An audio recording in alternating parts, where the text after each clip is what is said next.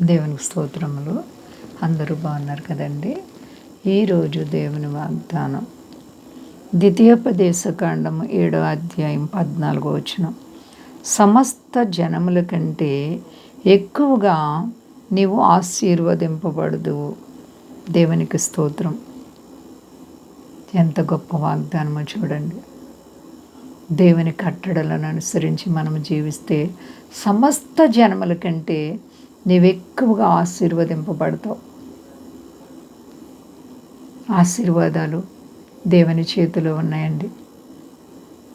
దేవుని నువ్వు ప్రేమిస్తే దేవుడు నిన్ను ప్రేమిస్తారు. ఆయన నిన్ను ప్రేమించినప్పుడు నిన్ను హెచ్చిస్తారు, గొప్ప చేస్తారు. కాబట్టి దేవునికి మనం భయపడదాం. ఏ పరిస్థితిలోనూ కూడా దేవుడు నిన్ను విడిచే దేవుడు కాదు. ప్రియబిడ్డ, ఏ శ్రమల్లో ఉన్నావో, వ్యాధి బాధలు నిన్ను కృంగజేస్తున్నాయా, సమస్యలు, రుణాలు, ఇబ్బందులు నిన్ను మనశ్శాంతి లేకుండా చేస్తున్నాయా, అయితే దేవుడు అంటున్నారు, నీవు భయపడకు. సమస్త జన్మల కంటే నేను నిన్ను ఆశీర్వదిస్తాను, హెచ్చిస్తాను, గొప్ప చేస్తాను అంటున్నటువంటి దేవుడు. నమ్ముచున్నావా? ఏ యోగ్యత లేని మనకు గొప్ప రక్షణ ఇచ్చినటువంటి ప్రభు, నీ కొరకు రక్తం కార్చిన ప్రభు నిన్ను విడిచే దేవుడు కాదు. పునరుద్ధానుడు. నీ చేయి పట్టుకుని నడిపిస్తారు. తొట్టిల్లకుండా నిన్ను కాపాడుటకు ఆయన పరిశుద్ధాత్మ తోడిస్తారు. భయపడకండి, అంతా క్షేమంగా ఉన్నారండి. ప్రార్థించుకుందాం. ప్రేమ నమ్మకమైన మా తండ్రి, నీ నామం శక్తివంతమైనది.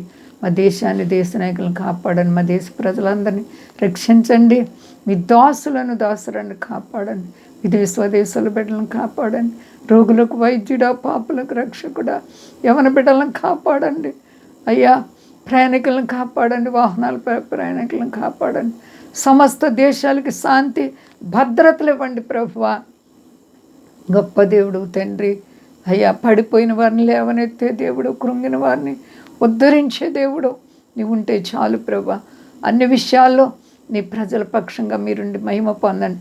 సమస్త ప్రజలను దీవించి శక్తి కలిసేనామని నడుచున్నాను తండ్రి. ఆమేన్. అందరికీ వందనాలండి. మా కొరకు, పరిచయం కొరకు అందరూ ప్రార్థించండి. ప్రభువారు మిమ్మల్ని, మీ బిడ్డలను, మీ కుటుంబాలను దీవించి ఆశీర్వదించును గాక.